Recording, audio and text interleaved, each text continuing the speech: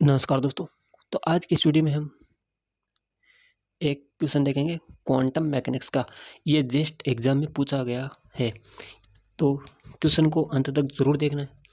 यदि आपको वीडियो अच्छा लगे तो लाइक करना, शेयर करना और चैनल को सब्सक्राइब करना ना भूलना। तो क्वेश्चन क्या है? क्वेश्चन है the ground state energy of 5 identical spin half particle which are subjected to a one dimensional simple harmonic oscillator potential of frequency omega. अब देखिए क्या, एक 1D जो 1D है वो हार्मोनिक ऑसिलेटर गिवन है। आपको क्वेश्चन में हर पॉइंट पकड़ना होता है। अब देखिए यहाँ पर दे रखा है 5 आइडेंटिकल पार्टिकल, स्पिन दे रखी है उनकी हाफ है। अब देखिए क्या है, 1D बॉक्स है, 1D बॉक्स, और दे क्या रखा, सिंपल हार्मोनिक मोशन है, simple simple harmonic oscillator given है और उसकी एनर्जी हमें गिवन है और फ्रिक्वेंसी है ओमेगा गिवन। अब देखिए इसके लिए आपको पहले तो फॉर्मूला उसको पता होना चाहिए। अब देखिए 1D हार्मोनिक ऑसिलेटर होता है, उसकी जो एनर्जी होती है, हम बात करेंगे 3 डायमेंशनल के लिए, उसके बाद हम यहाँ पर बात करेंगे 1D के लिए, क्योंकि क्वेश्चन में है वो 1D के बारे में बात की गई है। और हम पहले बात करेंगे जो 3D हार्मोनिक ऑसिलेटर की एनर्जी क्या होती है।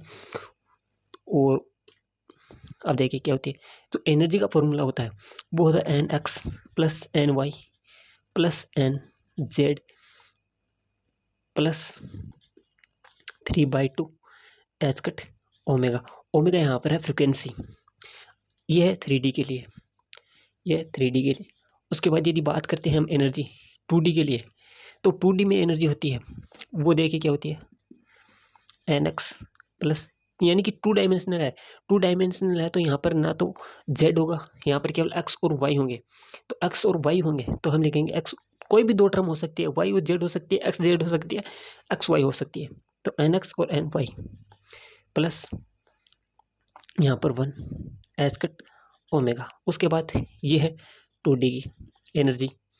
उसके बाद बात करें 1D की, 1D की होती है 1 ना, जो होती है N plus 1/2 H cut omega. यहाँ पर ये है 1D के लिए।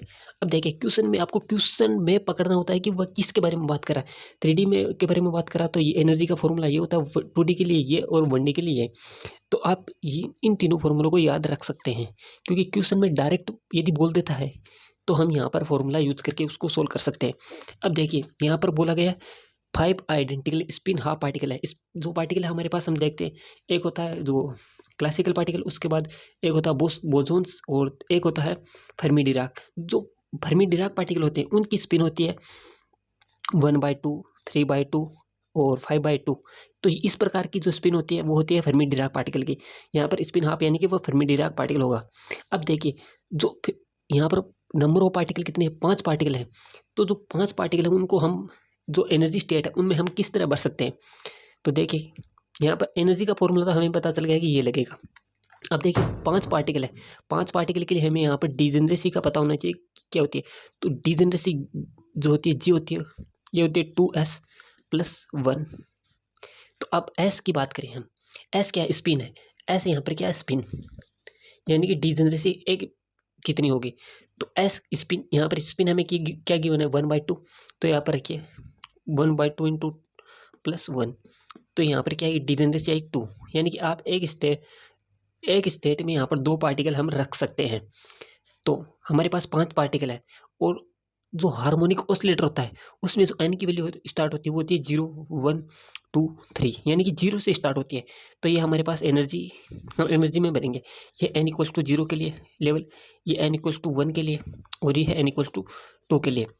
यहाँ पर जो डिजेनरेसी है वो है 2, यानी कि हम एक स्टेट में 2 पार्टिकल रख सकते हैं। स्पिन हाफ पार्टिकल है, यानी कि एक स्पिन अप है तो एक स्पिन डाउन होगा। 2 पार्टिकल हो गए, हमें 5 आइडेंटिकल पार्टिकल है 5। तो 5 पार्टिकल बनने हैं तो 2 2 बढ़ दिए, ये हमने 4 बढ़ दिए। अब एक पार्टिकल और रह गया, ये हो गए हमारे पास 5 पार्टिकल हो गए। तो यहाँ पर एनर्जी है, एनर्जी के 3 स्टेट हो गए, जहाँ पर एन आपको ये पता होना चाहिए जब बात करते हैं। और जो हार्मोनिक ऑसिलेटर है, तो हार्मोनिक ऑसिलेटर में जो एन की वैल्यू होती है वो 0 से स्टार्ट होती है। क्योंकि यदि ये आप पॉइंट छोड़ दो कि एन की वैल्यू को डायरेक्ट एन से n इक्वल्स टू 1 से स्टार्ट करोगे तो आपका आंसर है वो रॉन्ग जाएगा। अब देखिए ये हो गया हमारे पास एनर्जी, यानी कि हमने कितने पार्टिकल, 5 पार्टिकल थे उनको जो एनर्जी में भर दिया, एनर्जी लेवल में फिल कर दिया। अब देखिए यहाँ पर हमें लिखनी है एनर्जी। अब एनर्जी का फॉर्मूला हमें पता होता है, हम बात करेंगे 1D के लिए, क्वेश्चन में 1D के बारे में पूछा गया था। तो n इक्वल्स टू 1, तो एन इक्वल्स टू, यानी कि यहाँ पर है एन इक्वल्स टू 0 के लिए बात करेंगे। 0 में पार्टिकल कितने हैं? ये एक पार्टिकल की, यहाँ पर 2, हमारे पास पार्टिकल है 2, तो हम मल्टीप्लाई करेंगे 2 से, क्योंकि ये 2 क्यों किया? क्योंकि यहाँ पर पार्टिकल है 2, ये 1 पार्टिकल के बारे में बात कर रहे हैं, लेकिन यहाँ पर हमारे पास 2 पार्टिकल है भाई, जो एन इक्वल्स टू 0 लेवल है उसमें 2 पार्टिकल है। उसके बाद देखिए क्या, 2 पार्टिकल है, एन इक्वल्स टू 0, यहाँ पर 0 रखोगे तो क्या आएगा? 1/2, 0 प्लस 1/2 1/2 एच कट ओमेगा। उसके बाद यहाँ पर भी 2 पार्टिकल है, तो हम इसको 2 से मल्टीप्लाई करेंगे। उसके बाद एन इक्वल्स टू क्या है यहाँ पर? 1, तो यहाँ पर आप एन इक्वल्स टू 1 रखोगे तो 1 प्लस 1/2 ये होगा 3/2 एच कट ओमेगा। ये हो गए हमारे पास 4 पार्टिकल। उसके बाद एक पार्टिकल बच गया, तो ये होगा 1 से मल्टीप्लाई। ये 2 से मल्टीप्लाई इसलिए हो रहा है, यहाँ पर 2 पार्टिकल है, यहाँ पर भी 2 पार्टिकल है, इसलिए हमने इसको 2 से मल्टीप्लाई किया है। उसके बाद यहाँ पर एक पार्टिकल है, तो हम ये एक मल्टीप्लाई 1 से होगा। और एन की वैल्यू क्या है यहाँ पर? n प्लस 1/2, एन की वैल्यू है 2, तो 2 प्लस 1/2 ये होगा 5/2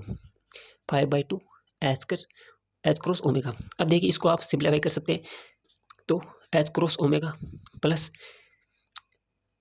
3 H cut omega plus 5/2 H cut omega.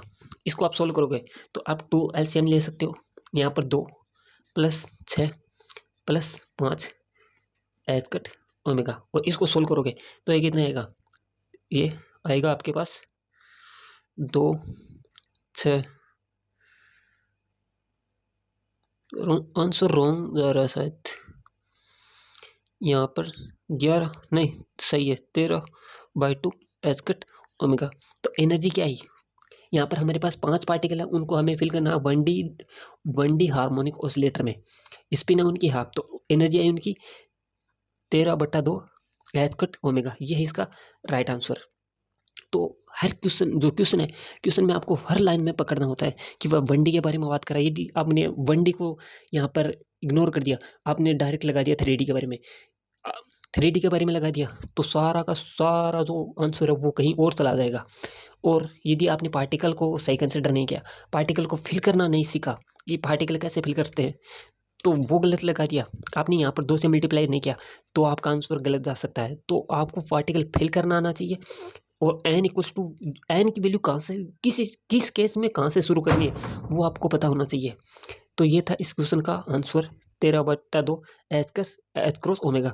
यदि आपको वीडियो अच्छा लगे तो लाइक करना। और क्वेश्चन पूछा गया था जेस्ट एग्जाम में, ये कोई छोटी मोटी एग्जाम में नहीं पूछा गया, जेस्ट एग्जाम में। तो यदि आपको वीडियो अच्छा लगे तो लाइक करना, शेयर करना और चैनल को सब्सक्राइब करना ना भूलना। So thank you for watching this video.